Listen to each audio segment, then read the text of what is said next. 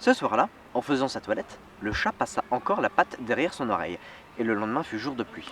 Aujourd'hui il fait beau temps, et je suis sorti pour vous présenter le 7e épisode des Grands Narrés.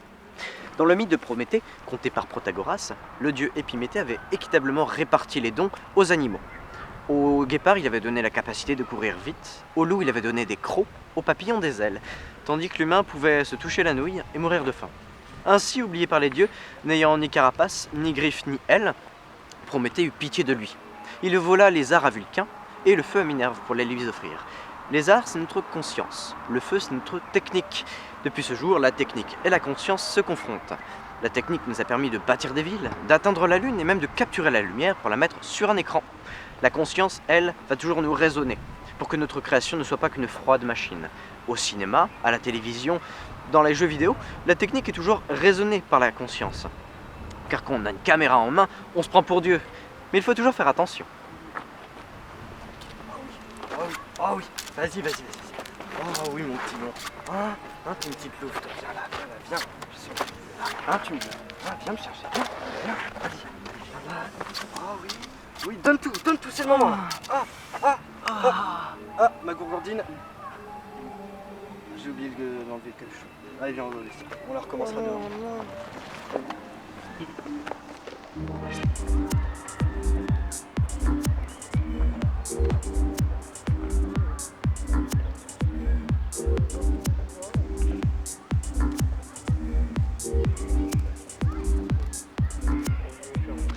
Pour le CNRTL, la technique c'est l'application d'une connaissance dans une réalisation pratique.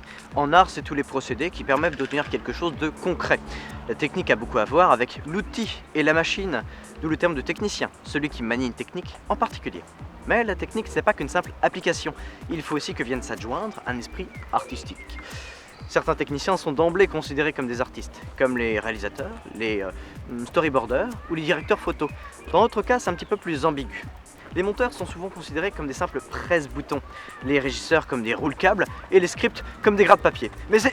Oh là, tu parles de Lopez là. Tu parles de Lopez du 02, syndicat des scripts, macho. syndicat des scripts. On t'a vu là. On t'a vu dans tes vidéos, tu nous critiques, macho. Tu nous Je vais critiques. le dire en face, macho. Vas-y, calotte de chez morts. Macho. Ça va être la castagne. Tu vas dire en face ta posture et nous on va te péter ta gueule, nous. Après tu vas te faire commencer une vidéo. La On te castagne. défonce. La castagne, macho. Calotte de tes morts. On y va. Viens, macho, viens.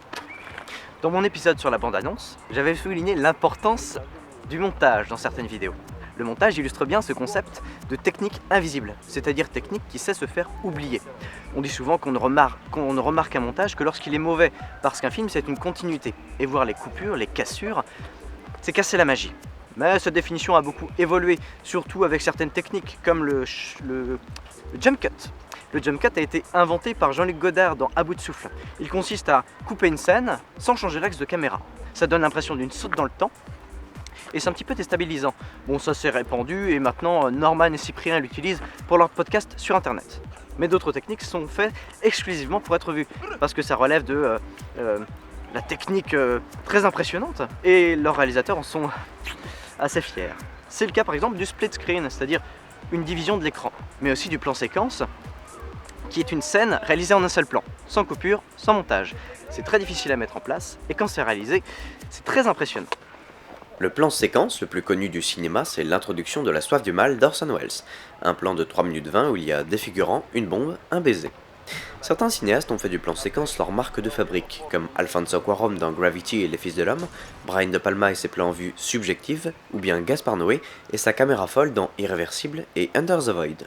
Alfred Hitchcock a tenté l'expérience, et n'ayant pas pu réaliser un film en une seule séquence longue d'1h20 à cause de la longueur des bobines, son film l'accorde et construit en 8 plans séquences qui s'enchaînent par des coupures ou des raccords gros plans. Hitchcock aimait d'ailleurs tenter de nouvelles techniques, et il a inventé le travelling compensé pour son film Vertigo. Ça consiste à avancer la caméra avec un travelling tout en dézoomant, ce qui donne un effet tout chelou qui détache le personnage de son décor.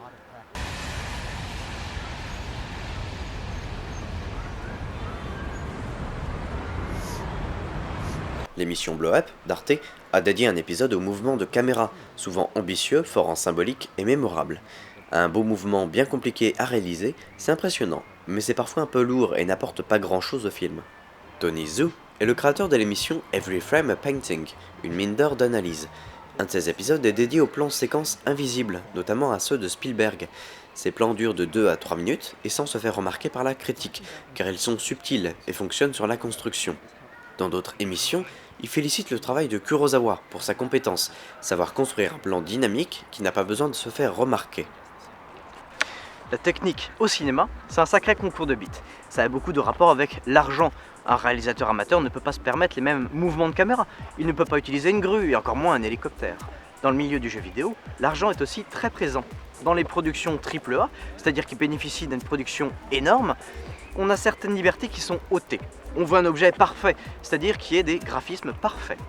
Les graphismes sont les détails de l'image, c'est les grains de sable de la plage sur laquelle vous allez pouvoir marcher.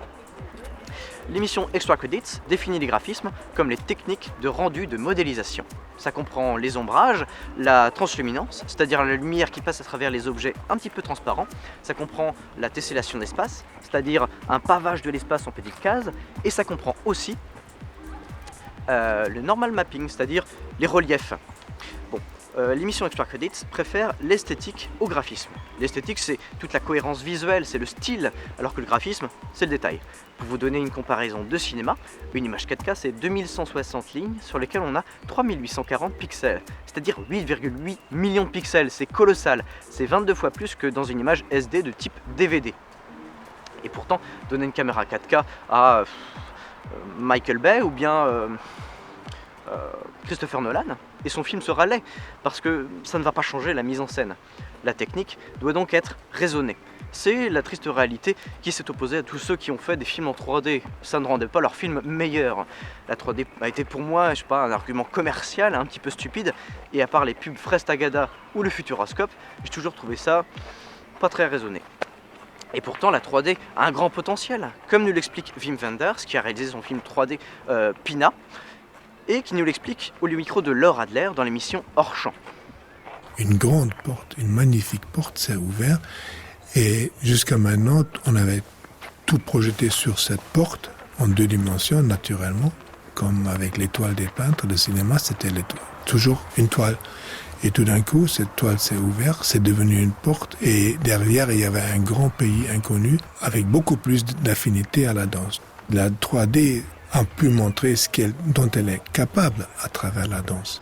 Avec des artistes comme Wim Wenders avec la 3D, elle a sûrement de beaux jours devant elle. Donc, comme Wim Wenders nous l'explique, la technique bien utilisée peut être mise à profit dans un film ou une œuvre. C'est d'ailleurs le cas dans 2001 l'Odyssée de l'espace de Stanley Kubrick. Elliot Mini réalise des émissions sur internet où il parle de films. Un épisode est consacré à 2001 l'Odyssée de l'espace, où il se penche sur les prouesses techniques réalisées par Kubrick pour seulement 12 millions de dollars.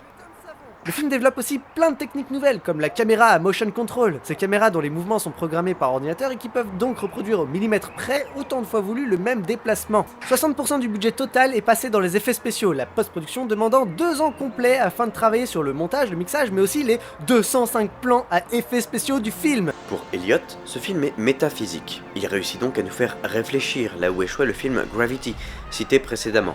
Personnellement, je crois que certains films innovent, c'est le cas de Le Chanteur de Jazz, premier film parlant, mais ce film est objectivement nul, donc le premier arrivé n'est pas le plus qualifié. Les films expérimentaux tentent des choses, des fois provocatrices comme Irréversible de Gaspar Noé, et pas toujours de très bon goût. Mais ces films sont nécessaires pour faire évoluer le cinéma, ou pour inspirer des gens plus qualifiés. Tarantino par exemple n'a rien inventé, il a juste repris à droite à gauche, mélangé et fait mieux. Et puis il y a les cinéastes comme Kubrick, hors catégorie, innovation technique, bon goût et chef-d'œuvre à chaque film. Rabelais, paraît-il, a dit que science sans conscience n'est que ruine de l'âme. Et si je m'autorisais à faire le rapprochement entre science et technique, je dirais qu'il ne faut jamais dépendre de la technique. Il faut la connaître, il faut l'utiliser à bon escient, et c'est tout. Utilisez la créativité pour construire votre œuvre. Ce sont les briques qui feront la maison. Une fois que vous aurez utilisé la créativité, utilisez la technique. C'est le mortier. En attendant, comme disait Jacques Chirac... T'as l'air faux là! T'as l'air faux les gars là! On t'avait dit quoi! On t'avait dit là! C'est bon, stop! Stop, c'est fini la castagne, c'est fini là!